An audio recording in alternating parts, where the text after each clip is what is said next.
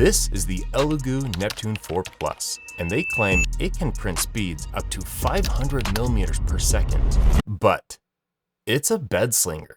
Can it actually print that fast? And if so, should it? My name is Mick. We're about to find out on the 3D printing zone. Bed slingers or Cartesian printers move their beds forward and backward along the y-axis. These are still some of the most common printers. They're typically cheaper and less complicated than something like a Core XY printer.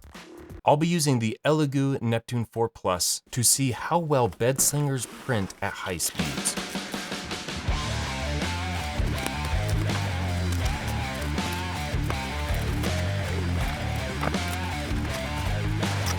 Before I jump into the speed tests, I'll share the current expectations of 3D printers today and talk about the pros and cons of this one.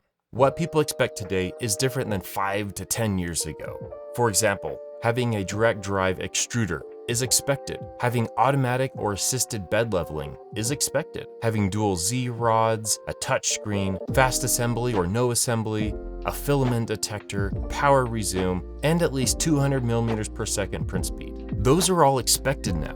When I started in 2017, I had to upgrade my printer so much just to get it close to some of those standards. The good news is, not only does this printer meet those expectations, but it exceeds them. Which brings us to the pros. The first thing I noticed and love about this printer is the removable magnetic touchscreen. The screen is very responsive and so nice to pick up like a phone and use it in a familiar way. I'm also a fan of the LED lights. There's a strip at the top and one attached to the print head. You control them from the touchscreen. The printer is equipped with a network and Wi-Fi connection and a USB port with an included USB drive. Gone are the days of dealing with micro SD. Oh, shoot. I've lost so many. This printer comes with a dual gear direct drive extruder. I believe this is more common today, but it's still a pro to me. Because it's so tall, they've included 2 vertical stabilizing rods, which really helps printing tall objects. And we'll show an example of that. It comes with clipper firmware and a magnetic textured PEI plate. I have used so many types of build plates, and this is by far the best one. You don't need glue sticks or painter's tape. Speaking of the bed, it has a large print volume at 320 by 320 by 385 millimeters. That's bigger than the K1 Max and any of Bamboo Labs printers to this point. Is there anything not to love about this printer?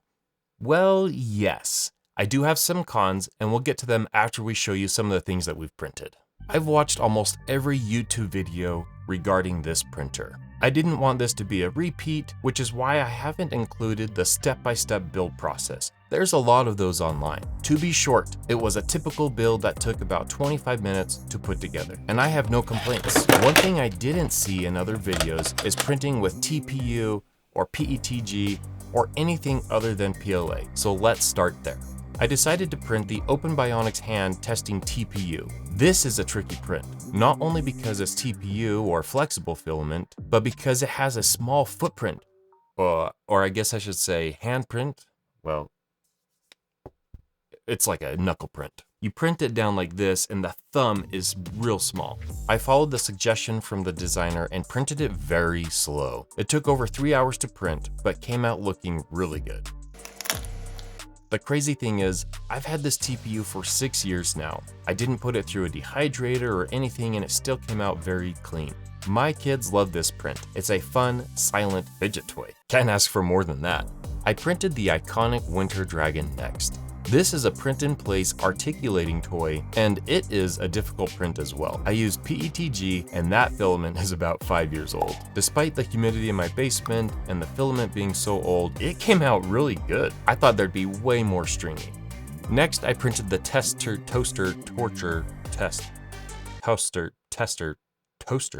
Wow. The torture toaster test by Clock Spring. Boom, got it. Say that 10 times fast. I printed this using Elegoo Black PLA. About 2 hours in, I noticed the nozzle was bumping into the print. That's like one of my biggest nightmares. When you hear that clicking sound, it's either a gear clicking or the print is starting to knock into something, which could mean the print is starting to lift off of the bed. I took a closer look and yep, I could see the problem. Can you see it? Yeah, right there. part of the toaster handle came loose. To avoid further issues, I stopped the print. Check it out. At least the gears work. I believe the part fell off because the bed was dirty. I had touched it so many times with other prints and never washed it even from the beginning, which they say to do. I decided to wash the bed with hot soapy water and started the print again. This time it worked much better and came out looking so good. The gears work. The overhang at 80 degrees is pretty amazing, at least on the right side. It struggled on the left with both 70 and 80 degrees. The tolerance test did not make it very far, but I haven't calibrated or customized any of the settings in the slicer. There's like no ringing at all, no ghosting, just smooth text, which is crazy because I printed this at 400 millimeters per second. The last thing to check is, does the toast pop up? It does! All right, let's talk about the cons. There are 4 cons, and most can be fixed fairly easily. The first one is the wire clip on the back. The clip isn't big enough to hold the wire flat, so they have you fold the wire in half. I'm not a huge fan of folding wires in half. That doesn't sound like it'll last that long. But a quick 3D design could fix this issue, and that will be the first modification I make on this printer. As soon as I design that part and make a video, I'll put it here at the top and drop a link in the description. The second con has to do with the noise. With the extra fans running at 100%, this thing is loud.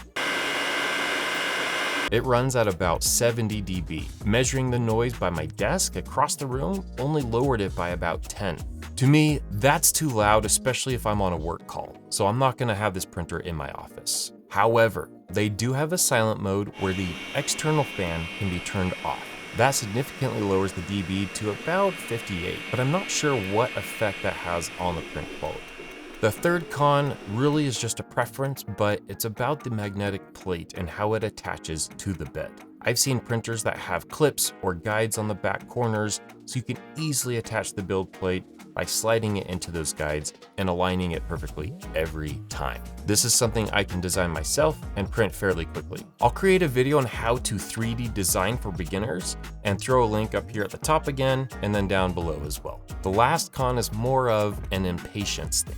When you turn on the printer, it takes 45 seconds to fully boot up. You can fix that by never turning off your printer, but then you never turn off your printer.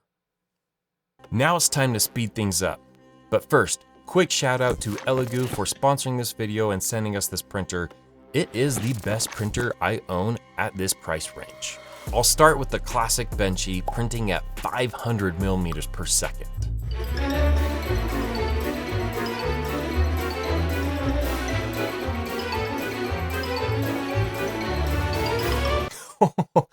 That's real time, not sped up at all.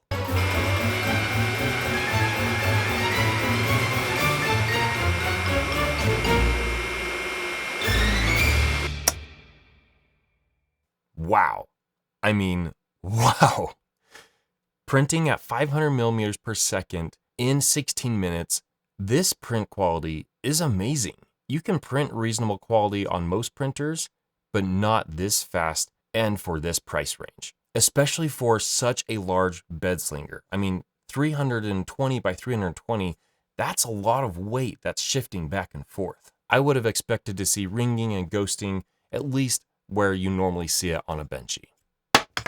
Now let's see how it does printing a tall, thin object. Normally I would put a brim on a part like this, but we're going to test how well the print adheres to the bed. I'm using gray filament as that's one of the least forgiving colors I've worked with. It's hard to hide mistakes, unlike the color white.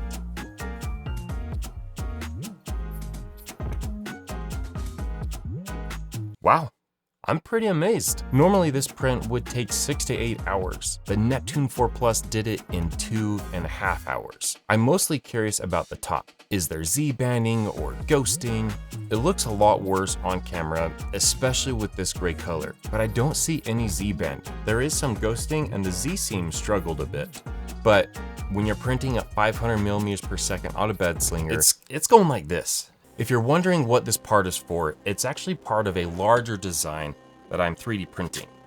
I should have a video out in a few weeks from now, so check back, or I'll throw a link up here if it's already completed. But this is one of the coolest things I've ever designed myself, and I'm so excited to release it in a few weeks from now. You won't want to miss it. No, it's not a gun, it's not a lightsaber, but you'll find out. I am very impressed with this printer. And to answer the question from the beginning, yes, it does print at 500 millimeters per second, and I guess you should if you need to print things fast. The quality is not as good as if you did it at 400 or 300. I think the sweet spot in what they recommend is printing at 250 millimeters per second. So if you can print at 250, do it. If you want to print something faster, you can. It just might not be as good of quality. We have stuff sent to us all the time. If you're interested in a used 3D printer, maybe some filament or a 3D pen, subscribe to our newsletter. We need to get rid of this stuff and we want to send it to you. If you're new to 3D printing, check out our beginner's guide. Or if you're thinking about buying a 3D pen, we bought the cheapest pens on Amazon and gave our recommendation. That's a wrap.